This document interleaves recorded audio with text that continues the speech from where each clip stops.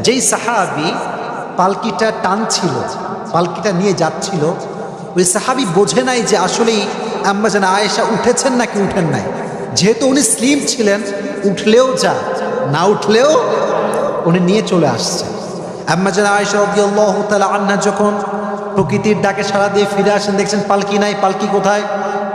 পালকি আর নাই, পালকি চলে গিয়েছে। কারণ সে ভেবেছে এখানে আয়েশা রাদিয়াল্লাহু তাআলা আনহা আছেন।